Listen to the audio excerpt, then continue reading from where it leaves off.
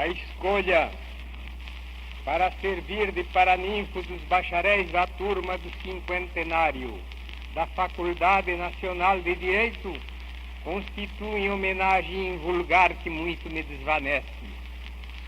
Vós a fizestes sem ter em vista os méritos do jurisconsulto que eu não sou, nem do professor que a vida não me permitiu ser, por mais que admire essas duas carreiras, às vezes paralelas.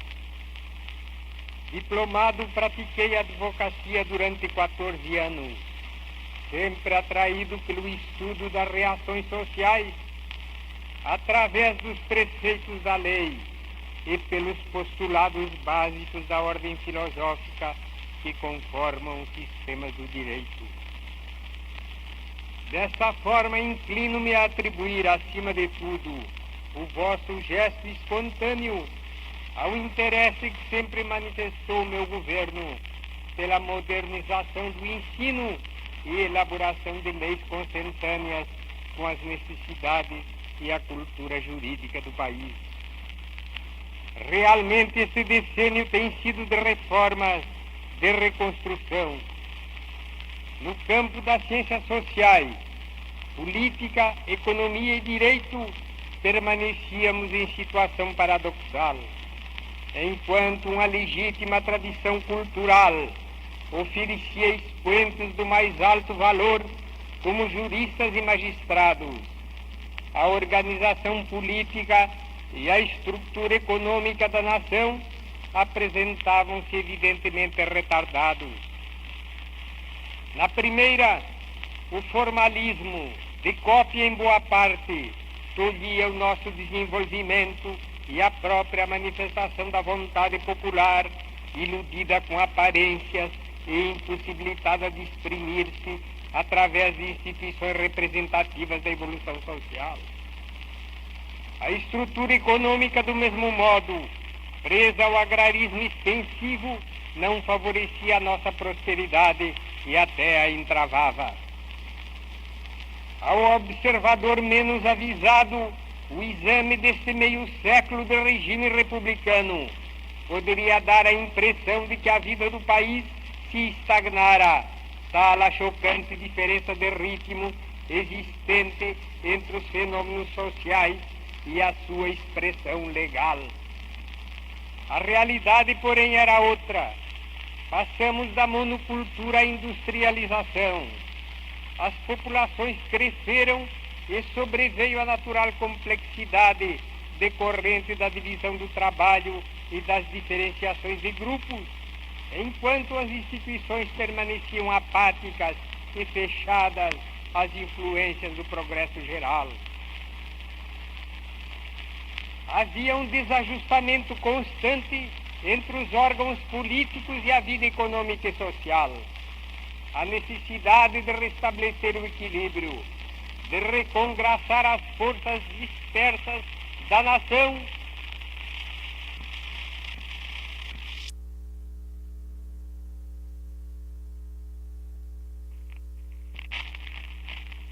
determinou a substituição da estrutura constitucional de 1891.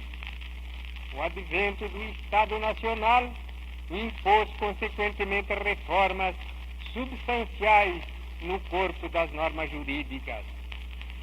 A Constituição de 10 de novembro deve ser considerada, antes de tudo, uma solução brasileira dos problemas brasileiros.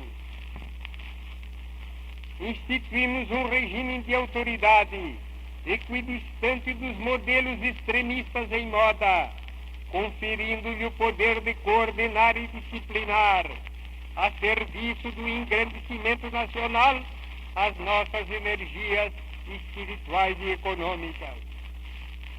Podemos dizer que fomos obrigados a criar um direito novo, com o fim de atender às exigências da vida social brasileira e definir as responsabilidades do poder público em face das atividades individuais. Fugimos aos excessos do estatismo absorvente para remediar os males do liberalismo anti-intervencionista. aos indivíduos como parcela da sociedade se reconheceram direitos que lhes permitem elevar-se em dignidade humana e desenvolver livremente as suas aptidões construtivas. Mas, ao lado dos direitos que lhes foram otorgados, sobressaem as obrigações de fazer e obedecer, sempre em função dos interesses da coletividade. Para os governantes era mais cômodo, por certo, o Estado polícia, dentro da concepção do liberalismo clássico. Talvez essa circunstância influísse no espírito dos dirigentes políticos, tornando-os misoneístas, apegados ao fetichismo das fórmulas e indiferentes às solicitações do momento histórico e das realidades ambientes. Não havia propriamente o temor da mudança. Vivia-se na ilusão de que tudo estava perfeito e nada de melhor se podia fazer. Entretanto, problemas de solução premente eram adiados e continuavam sem regulação jurídica relações novas decorrentes do crescimento e expansão da sociedade brasileira. É fácil verificar o acerto. O trabalho nacional ficara desorganizado com a abolição da escravatura. Entramos no regime de concorrência do braço livre e da importação da mão de obra, com a instalação de numerosas indústrias, e mesmo assim nada se legislara para ajustar as relações do capital e do trabalho e assegurar amparo econômico ao trabalhador. Daí a legislação social desse decênio, que abrange os mais variados aspectos e coordena todos os agentes de produção, culminando na instituição da justiça especial destinada a dirimir-lhes os choques de interesses em proveito do bem-estar coletivo. Caso idêntico ocorreu com a exploração das riquezas do subsolo. Aplicavam-se capitais e braços nas indústrias extrativas. A mineração tomava surto inesperado, mas faltavam normas legais que resguardassem ao mesmo tempo os bens privados e a integridade do patrimônio público.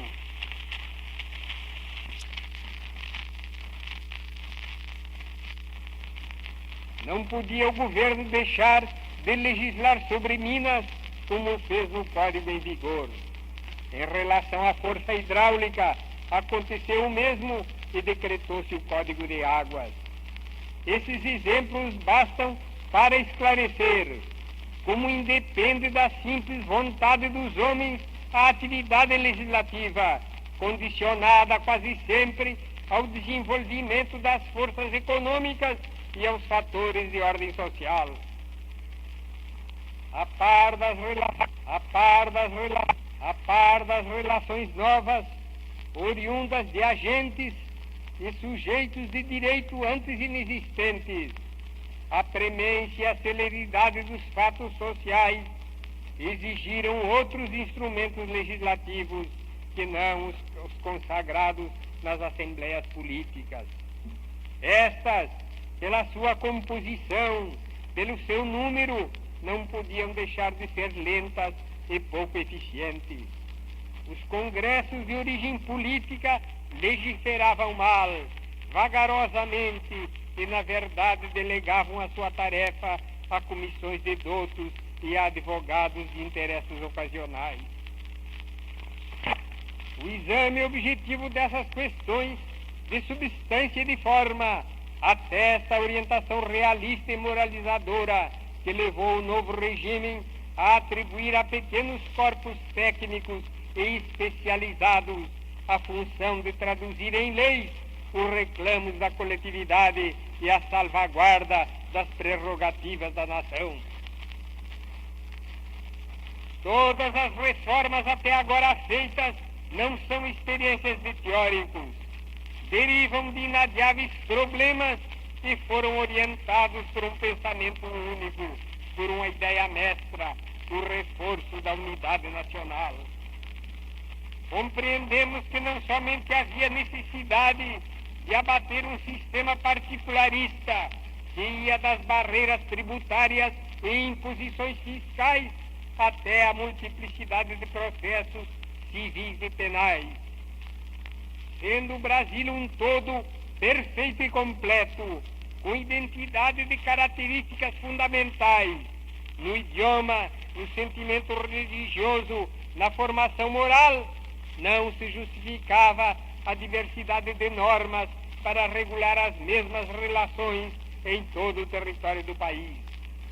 Precisávamos criar o direito nacional e o nosso esforço nesse sentido está representado pelos códigos do processo civil e do processo penal. As leis promulgadas na vigência do Estado Nacional revelam uma vigorosa intenção uniformizadora e a coragem de enfrentar os problemas na sua realidade. Talvez não sejam perfeitas e não o serão sob muitos aspectos, mas representam a vontade sincera e honesta de estabelecer normas que possam ser respeitadas e cumpridas. As leis inadequadas tornam-se letra morta, mais prejudicam do que beneficiam e geram a descrença na justiça. Lembro-vos dessa circunstância para aconselhar-vos a análise corajosa das ideias feitas e dos falsos conceitos, causa frequente de erros e fracassos na vida dos indivíduos e dos povos. Em velhas nações, talvez a rotina seja expressão de força. Nos países jovens é uma modalidade de indolência. Entre as ideias feitas que tereis de defrontar, figuram, por exemplo, a afirmação corrente de que o direito está em decadência e o preconceito deprimente da nocividade do bacharelismo. Ora, o direito não pode desaparecer, nem perderá jamais o seu valor ético, porque é um elemento indispensável à vida dos povos civilizados. Acompanha-lhes, isso sim, o processo evolutivo, renovando seus fundamentos e normas, para melhor assegurar o equilíbrio social e a disciplina das relações humanas como uma das suas condições existenciais.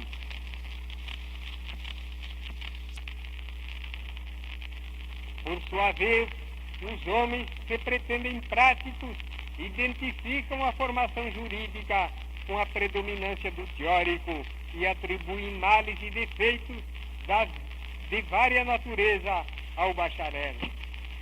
A simples observação dos fatos demonstra a falsidade do conceito. O bacharel não é um mal brasileiro, porque não é um mal. A elite intelectual do país apresenta-se ainda muito reduzida relativamente à totalidade da população. Os homens possuidores de um curso superior apenas bastam para os postos essenciais. O vasto Interland precisa de elementos ativos de cultura e os reclama. Eles são úteis e impulsionam o progresso local. A crítica ao bacharelismo resulta de um pressuposto, o de que o portátil deve ser um profissional exclusivo da advocacia ou mesmo da magistratura. Em resumo, um homem apenas dedicado à profissão, para que o habilita o diploma e diminuído quando realiza o seu destino em outros setores do trabalho. O bacharel, quer seja burocrata, industrial ou agricultor, é um agente de cultura no seu meio, porque mais afeito ao trato das ideias gerais e mais apto a compreender a sua terra e a sua gente sob um critério amplo e progressista. Em qualquer situação, sempre que exerça com devotamento uma função ou se dedique às atividades produtivas, constitui positivo lucro para a vida social da nação.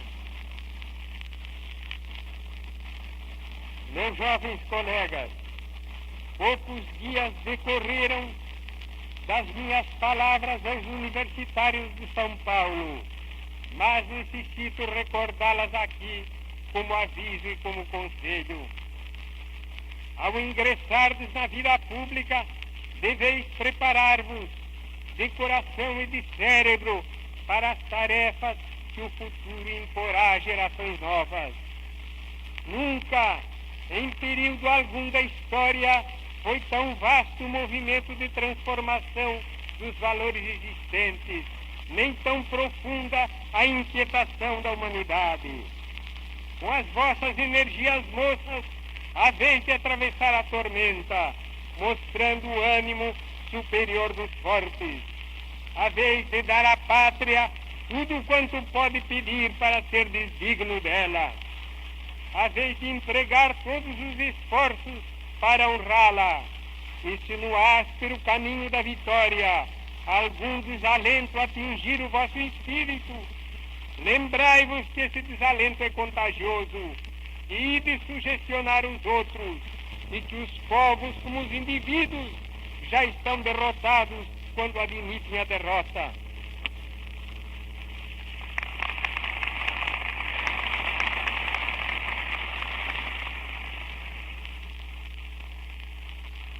Vida, aprendendo, praticando, exercendo as virtudes supremas da ação, alimentando as energias nas fontes do otimismo próprio da juventude.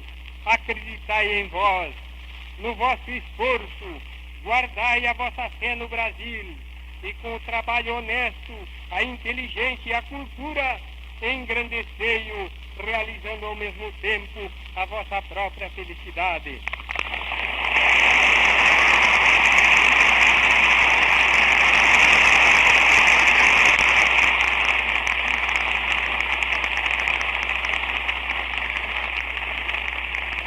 O Departamento de Imprensa e Propaganda acaba de transmitir